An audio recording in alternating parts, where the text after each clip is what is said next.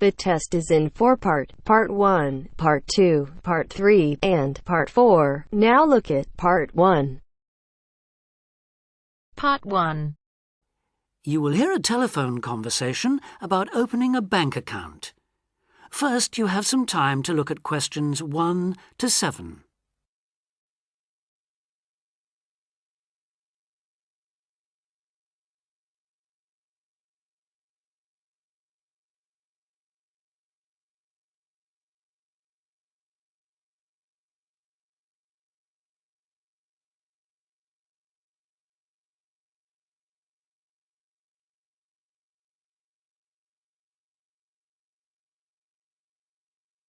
Now we shall begin. You should answer the questions as you listen because you will not hear the recording a second time. Listen carefully and answer questions 1 to 7. Expats Helpline, Terry Davies here. What can I do for you? Hello, Terry. I've been in this country for a while and I've just been offered a job in the city, so I think I'm going to need to open a bank account. I haven't had one before, so I'm wondering what papers I need. Well, basically you'll need to be able to prove to the bank that you're who you say you are and that you live where you say you do, okay? Uh-huh. And for some banks, at least, that means you'll have to show them 2 separate pieces of identity. So I'll run through the list if you like. Yes, please. Okay. I'll bring it up on the screen. Let's see. Here it is. Right. The first thing it says is a valid passport. Mine's Australian. Yes, that would be fine, of course. The next one is a driving license, and again, one from your country would be okay. Then that's followed by birth certificate. Oh, hang on, that's only if you're under 18. Which I'm not. Right, so not that then. But you can also show them a benefit book. For instance, if you're in ill health or unemployed or getting income support. Yes, I could bring that. Or a letter from my employer, maybe? Well, that's not actually on the list, so we'll have to assume you can't. Okay. And to prove where I live? Again, there are several possible things listed here. For instance, you could use a bill for council tax or something else for where you live, such as an insurance certificate. I've got one of those, somewhere among all my papers. But what about bills? Things like phone bills, I mean. As long as it has your address on it, yes, fine. So a bill for my mobile would do, would it? I'm afraid it would have to be for a fixed line phone. You could use other types of household bill, though, as long as you get them through the post. How about an electricity bill? That'll say where I live, won't it? If it's in your name and not that of a landlord, yes. It is, so I'll probably take that then. There's one other you might want to use, a vehicle registration document. If you have a car or motorbike or something, of course. No, I haven't actually. Now, I believe there's a bank actually inside the commercial centre, and I might open an account there, seeing as how that's where I'll be every day. Yeah, that would seem to make sense. I know people who bank there. I actually read about it in a city guide. My cousin picked it up when he was here a couple of years ago, and I made a few notes. Do you mind if I run through them with you now, just to make sure the details haven't changed? Fine, go ahead. Okay, first question. It's still a branch of the Popular Bank, is it? The one with links to Australian banks? No, it's actually been taken over by another big banking group, the Savings Bank. It still seems quite popular, though, especially with people doing business in the Asia-Pacific area. And when is it open, Monday to Saturday? I'll have to check their website for that. Give me a second or two, will you? Sure. Right. I've got it. Customer service, and it's just weekdays, I'm afraid. Does it say what their business hours are? I'm just looking for that. It's on a different page for some reason. I think there's been a change at some banks in the last year or so. Yeah, here it is. It's open from 9:30 in the morning till 3:30 in the afternoon. And it's on the top floor of the main centre building, is it? Next to the travel agency? That's where it used to be, but they've since moved it to a slightly bigger place. It's on the ground floor now. Oh. And one last thing on this. I know most banks give incentives to young people to open accounts with them, but apparently this one didn't. Do you know if they're offering anything these days? I'll just check. I'm sure they'd say so on their new clients page if they were. No, there's nothing mentioned here. That's a pity. I was quite looking forward to getting my free gift. Before you hear the rest of the conversation, you have some time to look at questions 8 to 10.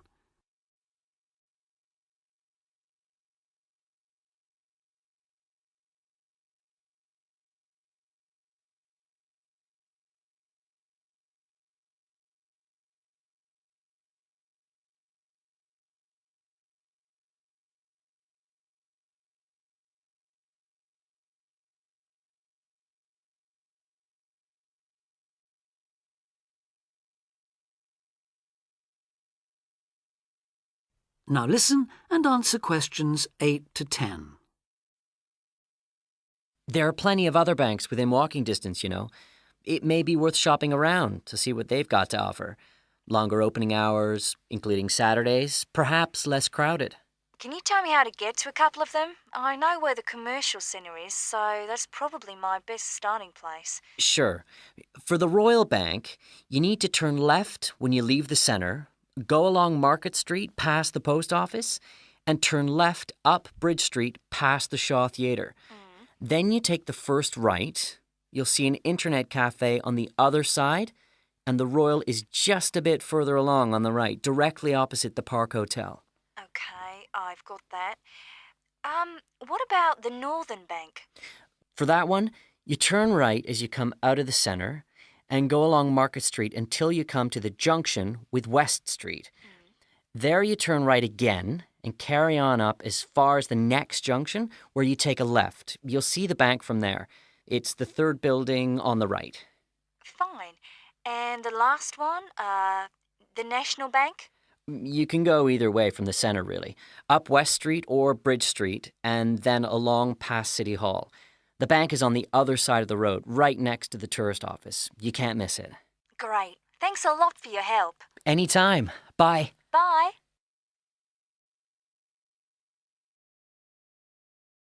That is the end of part 1. You now have half a minute to check your answers.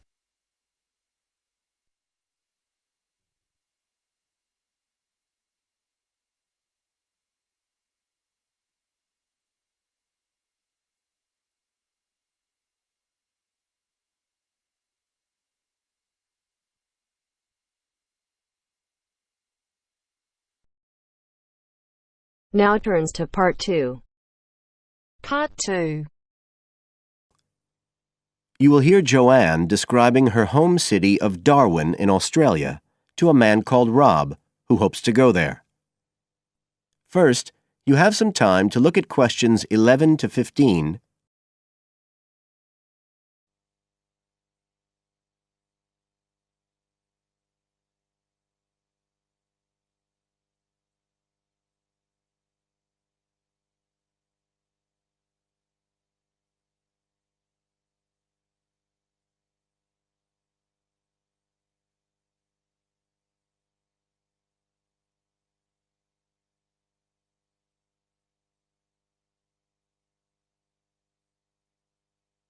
Now listen carefully and answer questions 11 to 15.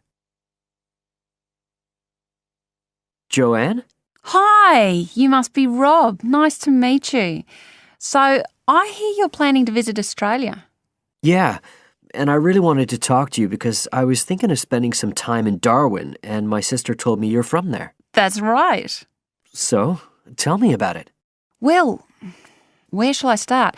Well, Darwin's in what they call the top end because it's right up at the northern end of Australia, and it's quite different from the rest of Australia in terms of cultural influences. In fact, it's nearer to Jakarta in Indonesia than it is to Sydney, so you get a very strong Asian influence there. That means we get lots of tourists. People from other parts of Australia are attracted by this sort of international cosmopolitan image. And as well as that, We've got the same laid-back atmosphere you get all over Australia, probably more so, if anything, because of the climate. But what a lot of the tourists don't realise until they get there is that the city's also got a very young population. The average age is just 29, and this makes the whole place very buzzy. Some people think that there might not be that much going on as far as art and music and dancing and so on are concerned because it's so remote. I mean, we don't really get things like theatre and opera in the same way as cities down in the south like Sydney, for example, because of the transport expenses. But in fact, what happens is that we just do it ourselves.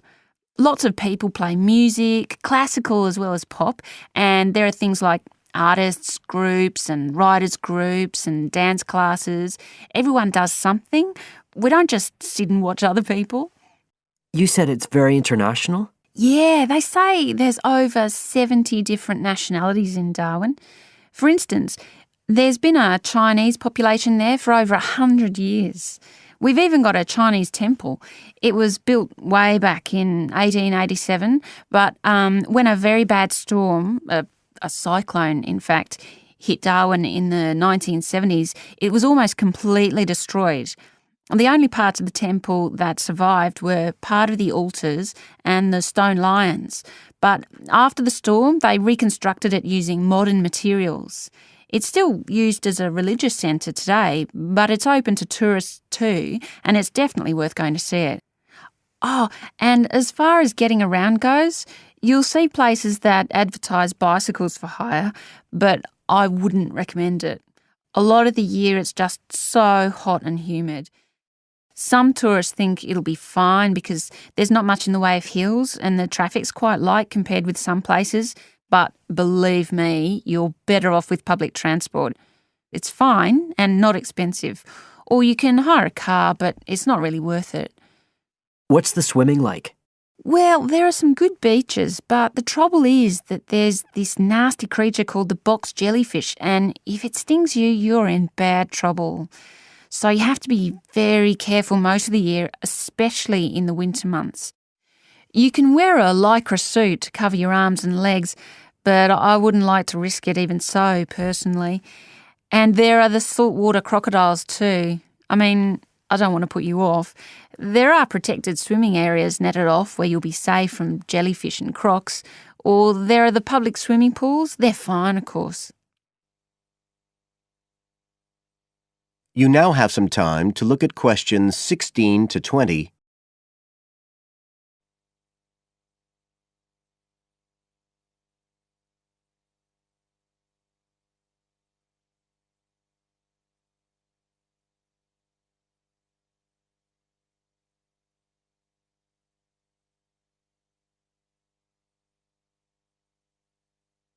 Now listen and answer questions 16 to 20. So, which places would you specially recommend? Well, one of the most popular attractions is called Aquascene. What happens is every day at high tide, hundreds of fish come in from the sea, all different sorts, including some really big deep sea fish. And some of them will even take food from your hand. It's right in the middle of town at the end of the esplanade. It's not free. I think you have to pay about $5, but it's definitely something you have to experience. Then, of course, Darwin has a great range of food, being such a cosmopolitan place. And if you don't have lots to spend, the best place to go is to Smith Street Mall, where they have stalls selling stuff to eat. There's all sorts of different things, including Southeast Asian dishes, which I really like. You'd think there'd be plenty of fresh fish in Darwin, as it's on the coast, but in fact, because of the climate, it mostly gets frozen straight away. But you can get fresh fish in the restaurants on Cullen Bay Marina. It's a nice place to go for a special meal, and they have some good shops in that area too. What else? Well, there's the Botanic Garden. It's over 100 years old and there's lots to see. An orchid farm, rainforest, a collection of palm trees, a wetlands area. You can easily spend an afternoon there.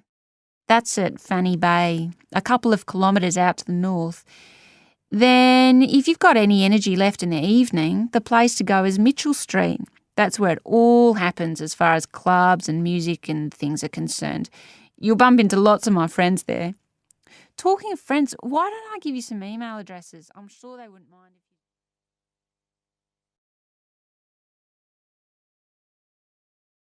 That is the end of part 2.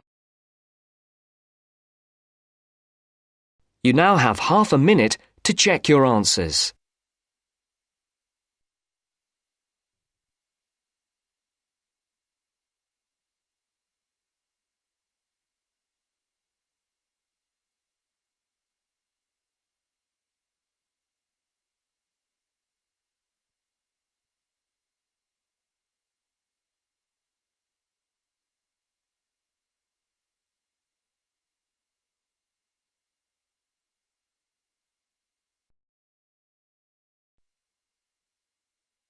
Now turns to part 3. Part 3. Mr. Jackson, who feels that he is physically unfit, is consulting with his doctor about his health condition. Before you listen to their conversation, you have a chance to read questions 21 to 24.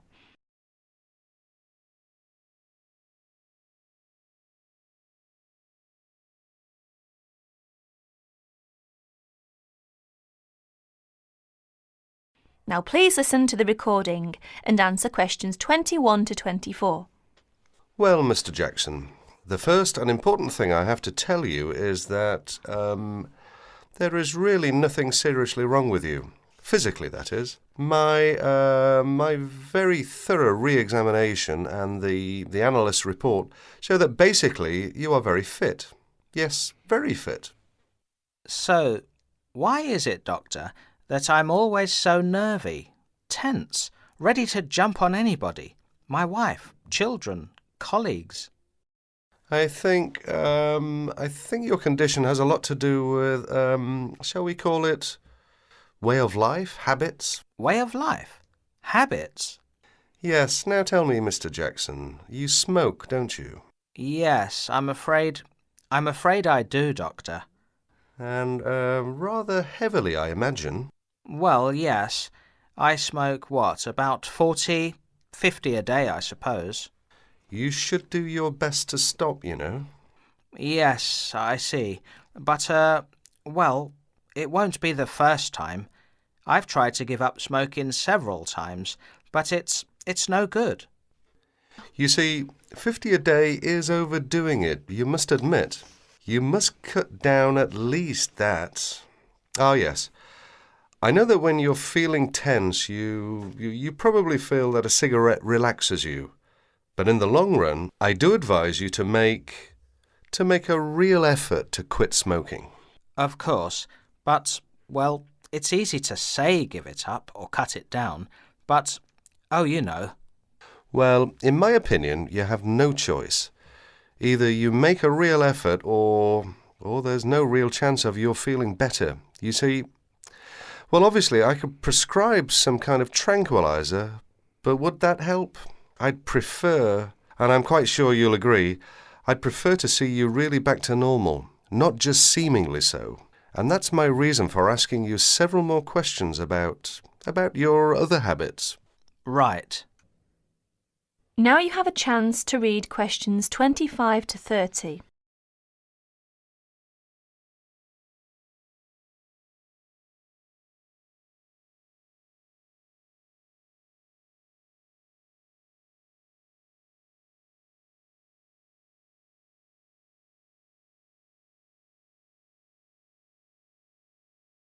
As you listen to more of their conversation, answer questions 25 to 30. Your eating habits, for example. What do you eat normally, during a normal day? Yes, I'm a good eater. Yes, I'd say I'm a good eater. Now let's see. Up at 8 in the morning, and my wife has a good breakfast ready. A good breakfast? The usual. A cereal followed by bacon and eggs with fried bread and perhaps a tomato or two. Then toast and marmalade, all washed down with a couple of cups of tea. I really enjoy my breakfast. Yes. I can see you do, but I'd advise you to eat rather less. We'll come to that later. Go on. Then lunch. No, first brunch. A cup of coffee and a bun at 11. Lunch has to be quick, because there's so much to do in the office about that time. So I have a pint and a sandwich in the pub. All very hurried. Try to be in less of a hurry. But I make up for it in the evening. I get home at about 7. Dinner's around about 8. Yes, my wife's an excellent cook. Excellent. It's usually some meat dish, and we like spaghetti as a first course. Spaghetti, a meat dish, cheese, sweet. But then, at the end of the day, shall we say, then I begin to feel on edge again. Most evenings after dinner we read or watch TV, but I get this terrible feeling of tension. Well, I'm sorry to have to say this because you obviously enjoy your food, but I really do recommend that you eat less, and secondly, that you eat more healthily. Instead of having that enormous breakfast, for example, try to be content with fruit juice and some cereal. I see, but 11 says right. Well, that's all right, but lunch should be more leisurely. Remember, your health is at stake, not your job. As for dinner, I'd advise you to eat a soup, perhaps, with a salad. A salad followed by some fruit. But my wife's cooking is superb, granted. And she probably enjoys preparing delicious meals for you. If you like, I'll have a word with your wife. No, that won't be necessary. Thanks just the same, Doctor, but no.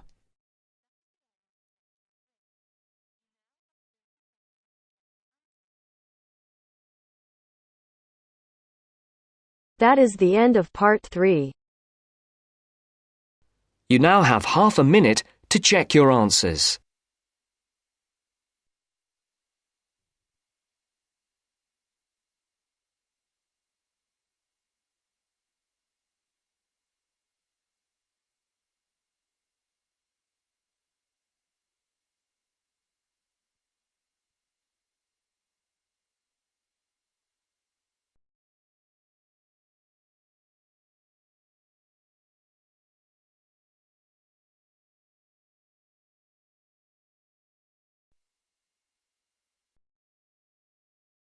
Now turns to part 4.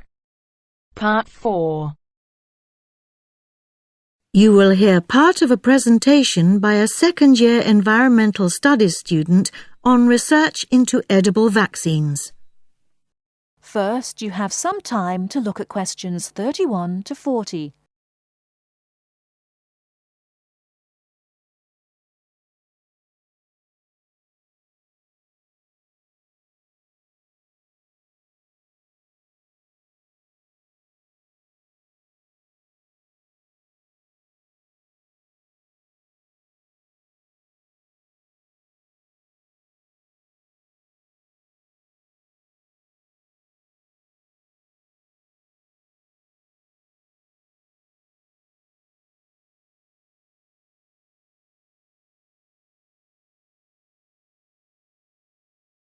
Now listen carefully and answer questions 31 to 40. I've chosen to give my seminar presentation on a very interesting piece of appropriate technology designed to prevent sheep and goats from contracting a particularly virulent disease called goat's plague, which is a big problem across large parts of Africa, the Middle East and South Asia. The Indian Institute of Science in Bangalore has been working to produce genetically modified peanut plants to deliver an edible vaccine, in other words, vaccine which is given through the medium of food. In this case, it is given through genetically modified peanut leaves, which are often used as animal fodder in India. Why is edible vaccine considered much better suited to the local conditions and needs than ordinary vaccines injected by needles? Well, firstly, injected versions are very expensive to produce, whereas edible ones are cheap, which must surely be one of the most important plus factors when choosing a mode of delivery. Secondly, a big drawback with injected vaccines is that they easily perish when they are not kept cool. By contrast, there are far fewer problems with storing edible vaccines. They can last a long time outside a fridge. You can imagine that in remote rural areas, that is an enormous benefit. Another advantage is, because this edible vaccine only contains one viral protein, it allows vets easily to pick out which animals are infected. It's apparently a common problem with injected vaccine that vets can't distinguish between sick and vaccinated animals. However, edible vaccines do have their drawbacks. The major problem is ensuring that exactly the right dose is delivered. The amounts of vaccine which develop in a given genetically modified plant differ significantly depending on the growing conditions. Obviously, too little of the protein might leave certain animals insufficiently protected. And there is also another shortcoming related to the issue of dosage of these vaccines. 99% of the protein actually perishes in the sheep or goat's stomach. We therefore cannot be sure just how much is getting through and working to protect the animal. These negative aspects really have to be addressed to ensure that animals receive maximum benefit. And finally, as with all GM crops, the transgenic peanut plants will have to be grown under strict supervision if we are to ensure that it does not contaminate peanuts grown for human consumption. Now, moving on to the next part of my seminar presentation.